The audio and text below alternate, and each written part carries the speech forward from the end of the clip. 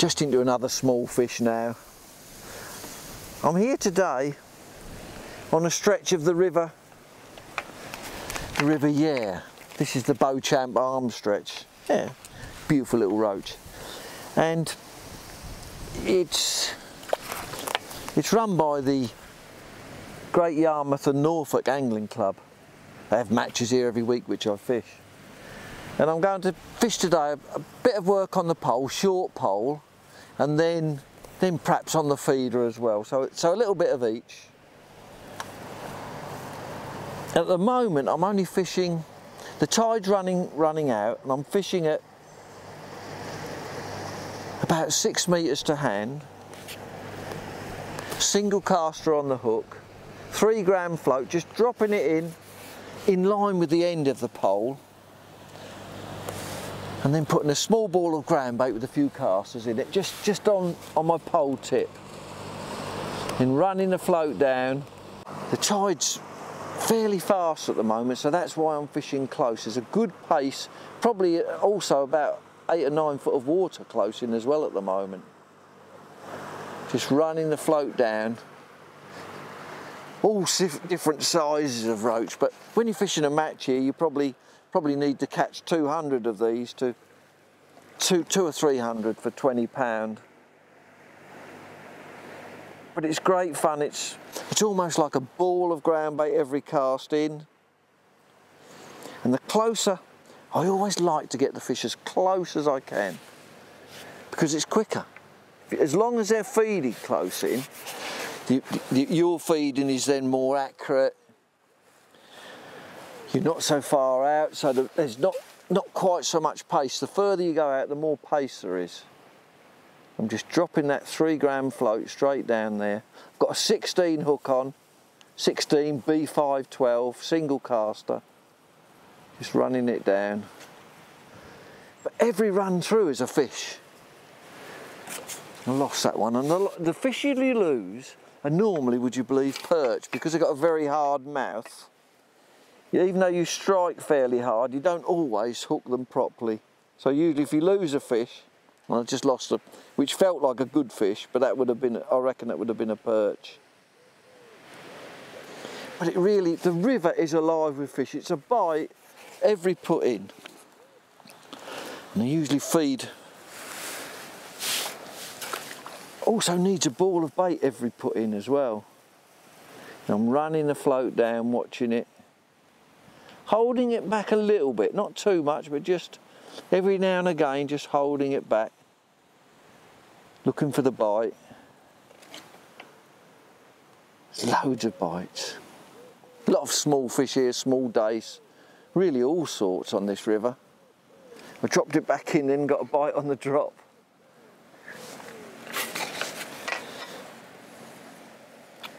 The river really is alive with fish. So much fun. That's why I love to fish the matches here. I'm just dropping that float in at the end of my pole. That's important.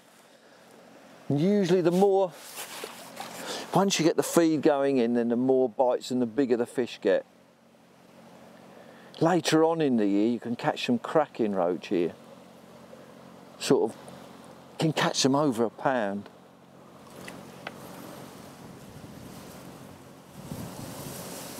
Just the small fish you have to sort out. Even the small fish will take caster, would you believe?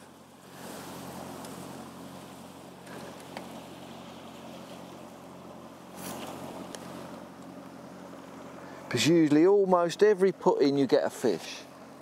All different sizes, you never know what you're going to catch. But it's just great fun, and it's a normal thing with fishing. It's always about feeding. So as long as you drop your bait in and run it down with that ground bait that you're putting in, that ball of ground bait, so you gradually build up. The river's flowing, so you feed a ball of ground bait and you gradually build up your swim throughout the day. More and more fish come from downriver, and also they come in. You just gradually get them competing for the bait.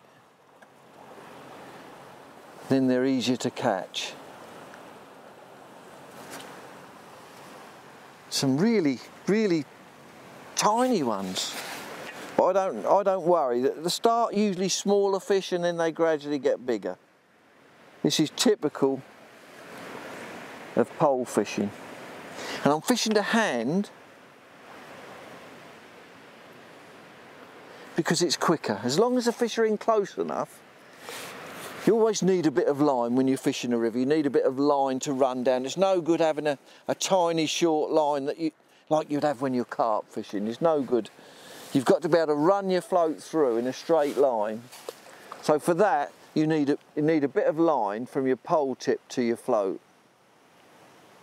Doesn't hurt. The actual flow of the river keeps the float in line. And every cast you catch a fish. So you're looking at the flow of the river to control the float. The shorter the line, the less control you've got, would you believe? The longer the line, the better it is.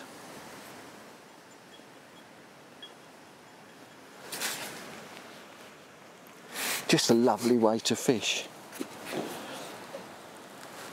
So the pole I'm using today is it's a Browning Silverlight with number 6 elastic through the tip section. It's a long tip section, so I've just got the elastic through, and every put in is a fish. This was a slightly better one. So number 6 elastic through the tip, in case I hook a big fish. But quite often I fish here with power gum. But you just need to be catching all the time.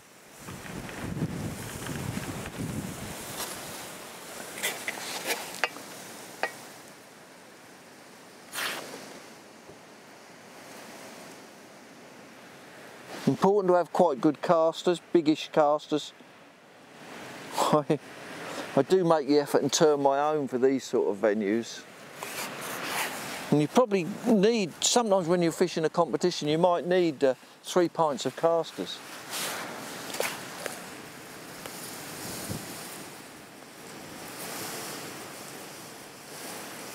Just a little bit of my float showing. And I'm just letting it run down, just run down.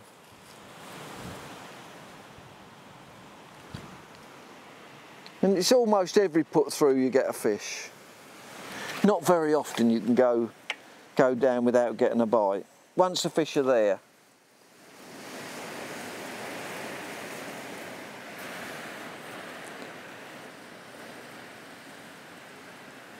Got number 8 droppers, 3 gram Olivet,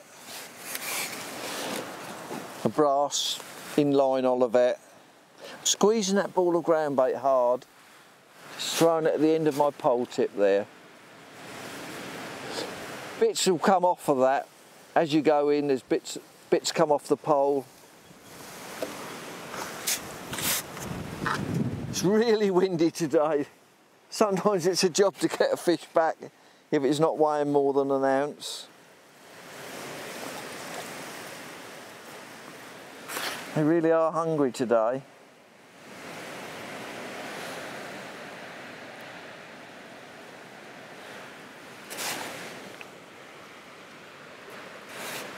And always, when you're on a flowing river, just go to the end of your pole tip, and then let your float run dead straight. If you think about it, when these fish are feeding, if it's in a flowing river, the bait is always going straight down, so it doesn't really want to deviate at all. The straighter you can keep it, particularly for big roach, the more chance you have of catching them. Every run through is a fish. All different sizes. The river must be solid with them. I've switched to a heavier rig now just to see what it's like, because sometimes if there's a lot of fish, which there are here today, loads of fish, then if you can fish heavier, so I've gone onto a 5 gram float, just everything is quicker. It just speeds the job up. So I've put A 5 gram float, power gum just through that tip section, so really only comes out about this far. A 14 hook with double maggot. Let's get some maggots on there. It really is windy today. So a double maggot on a 14 hook. A bigger hook, bigger bait, just to see if it's quicker. Got an idea there's a lot of fish there. So that 5 gram rig goes straight down. It's probably about 10 foot of water there, and it's flowing quite hard. And just that, always that ball of ground bait on the pole tip. And then a bit of each, a bit of holding it, putting it through. Yeah, better fish straight away. And you can bring those straight to hand and unhook it. If you keep your hand on the pole, you can unhook the fish, slip it in the net, and you've got your hook in the hand for rebaiting. In fact, that bait doesn't look too bad, so I can go straight back in with that. That's ideal if you can go straight back in with the same bait. Try and get the fish there. Sometimes it works. If the fish will take a bigger float, then it works because it's flowing hard. It's not like you're fishing a still water. Perhaps I should have changed that bait. Maggot was a... What happens if you get a smash maggot, you tend to get a smaller fish. You still get bites, but the big fish always usually want a fresh bait.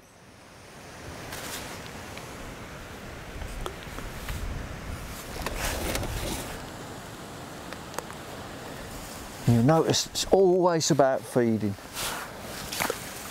Just a few casters in that ground bait. Squeezing the ball fairly hard so it goes almost straight down.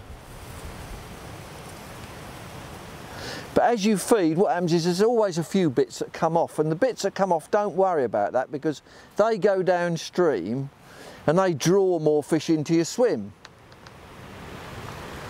Now, these seem slightly better fish now. They draw more fish into your swim, so never worry about a few bits coming off your ground bait. That's for drawing the fish, and then the little hard bit of the ground bait is to take them down. Always want to do a bit of each. You've got to think about drawing the fish. You've got to, say if you're fishing a match, you've got to fish for 5 hours, so you've got to try and draw the fish into your swim. And you've got to keep them coming. No good just catching a few fish that are there. You've got to keep them coming and try and increase the pace at which you catch. Just running that double maggot down. Looking for odd bigger fish. They always take some time. I usually find when I'm fishing here, usually the last hour, as long as the tide's right, you catch a few better fish, a few better quality. But these are not too bad. I like this sort of size is great in a match. Those just about usually 10 to the pound. So if you can catch sort of 50 or 60 fish an hour, that's good. You're on them for sort of £20 plus. That's what I go. I count every fish that I catch. I can chat to people and also count how many fish I've got. I know usually within 1 or 2 at the end of the day how many fish I've caught. I think this power gum is better. I think it's working better. The fish come out quicker. Maybe not the power gum, maybe just the bigger float. You know, starting to catch at the sort of the rate that you want to catch at. Bigger float, bigger hook. I've got 017 main line, so no chance of that breaking. Which is okay, it doesn't matter, use a heavyish line. Well, it's 013.5 hook length, so, but a high-tech one. Once again, when you're handling a lot of fish quickly, then it's no good fishing 010. You want to up your grade a bit. The fish will take it. Makes no difference. The water's coloured and it's flowing, so they're not really getting a chance to look at it. So every run through now we're getting a fish. Another one just coming in, straight to hand.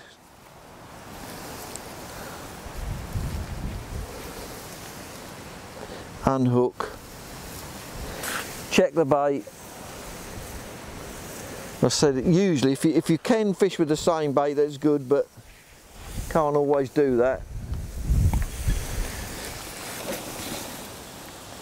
You soon get through some ground bait here as well, but I'm squeezing that ball pretty hard, just throwing it at the end of my pole tip. And then fishing and dropping in about 2 metres down from there. You can usually tell by where your bites are coming from, where the fish are in relationship to your ground bait. Wherever your bites are coming from, you can usually tell whether it's all right, whether they're right on it or whether they're a little bit downstream, where bits are coming off. Every time I go in, there's some indications that there's fish.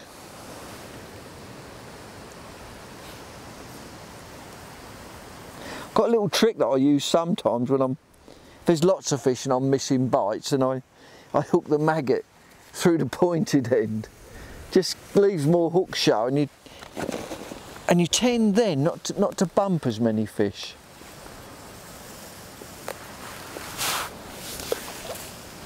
You want your ground bait to make that little sort of plop as it goes in. That'll stay together.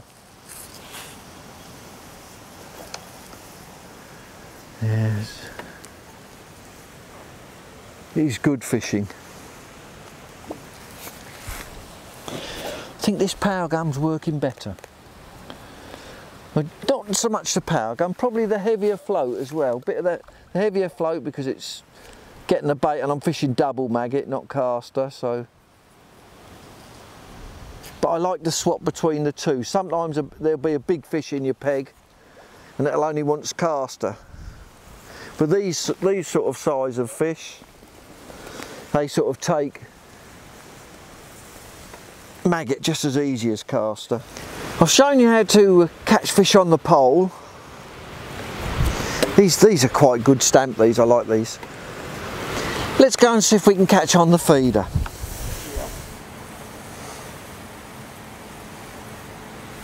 I'm using a Sphere 13-foot medium heavy feeder rod with a 3-ounce tip, so a heavy tip, but it's bending right round now. I know when the river pulls you need a heavy tip here, but it's quite a powerful rod. I can cast a really long distance, and the reel itself as well is very, very powerful.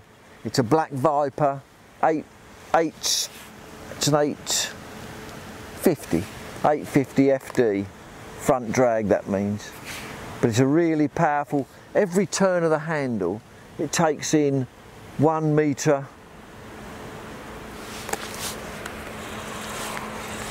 of line. Another small fish. May not be quite so small, this one, but yeah, it's another little fish. Seems to be lots of small fish out there at the moment, taking big baits. Just a small perch, that one. The reel itself takes in over 1 metre of line every turn, so when I'm setting up, I know that if I go 28 turns on the reel, I'm fishing 28 metres out, and I usually always do. Say if I cast out, let me just show you. If I cast out without any feeding. Just cast out, hit the clip.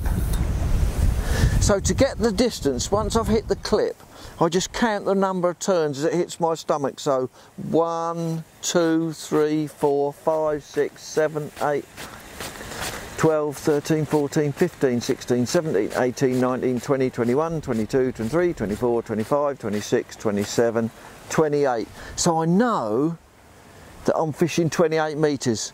Now that's okay, but if anything goes wrong, I can just reset up again, count the number of turns, 28, get back in exactly the same spot. So Just once you've set up, always count your number of turns so you know what distance you're fishing at. And sometimes you need to alter it. Sometimes you need to go 2 metres further, take 2 metres of line off, 2 metres, go a bit further, but you can always know that you can come back to where you started.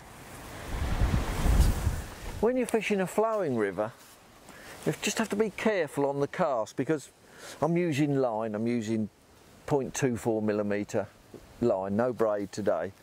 When you cast out, you want to leave a bow in your line. So to do that, what you do is you bring your rod right back so that it hits a clip when the rod's well behind you. Then you automatically get a bow in your line. You just bring it back, aim for your far bank marker, bring your rod right back, then follow it down. The river's flowing quite hard today, so that'll automatically pick up the line.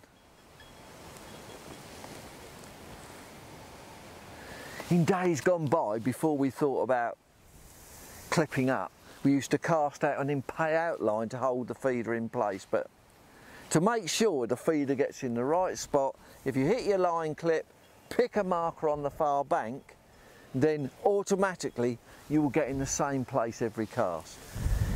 I'm swapping the baits around a bit today. You always have to until I'm looking to catch skimmers. So in the feeder itself, I've got casters, chopped worms and a few dead maggots. I put them in the middle of the feeder, right in the centre, and then plug either side with ground bait. Just a little squeeze. Make sure you get that cast right, aiming for the same place every time. And really bring that rod right back.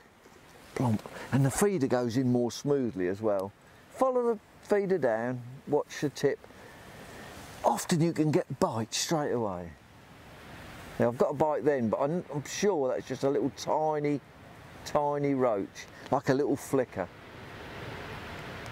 Really looking for I tipped that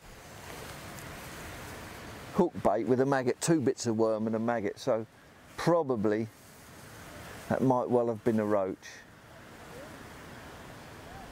The river itself is solid with roach, everywhere, bank to bank. Not always easy to catch, but there's a lot of them there.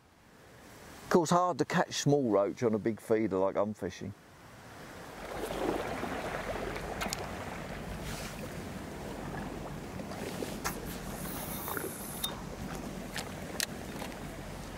When you're fishing on these sort of waters, you've got a big river, it's coloured. Don't worry about using a light hook length. I use 0.17mm hook length, which is it's a Browning. It's a high-tech line, but it'll probably be about, I don't know, £7 breaking strain probably. It doesn't matter when you've got a big bait, and the hook I'm using is a size 12, B512. It's a red hook. They're just one of my favourite hooks for all sorts of fishing. I use them for pole fishing and feeder. But this is a size 12, so quite a big hook. So fairly strong line, and the main line is 0.24. That's, once again, probably about 8–9 pound. I never even think about pound in breaking strain now. I always talk in diameters. Diameters are more important if you think about it. Pound breaking strain means nothing because it's the diameter of line and the pressure of the water on the line that's important. So the thinner line that you can use, and then obviously it is better, but I'm throwing a 60-gram feeder, probably a 90-gram feeder at times, so you need a reasonably heavy line. Something like 020 wouldn't be heavy enough. This is a Browning 024 feeder line. I'm looking at the colour of the water, fairly coloured. The more coloured it is, then the more skimmers you catch. For roach it doesn't matter. But my tip now is bending right round. And I'm really looking for a drop back bite. I'm looking for that tip to drop back when I get a bite. The feeder's locked in place. So when a fish takes it, we're looking for that feeder to move, and then I'll hit that. So usually bites from the big fish will be drop backs. The tip will go down, it's got a little sign of a bite now, and then it'll drop back.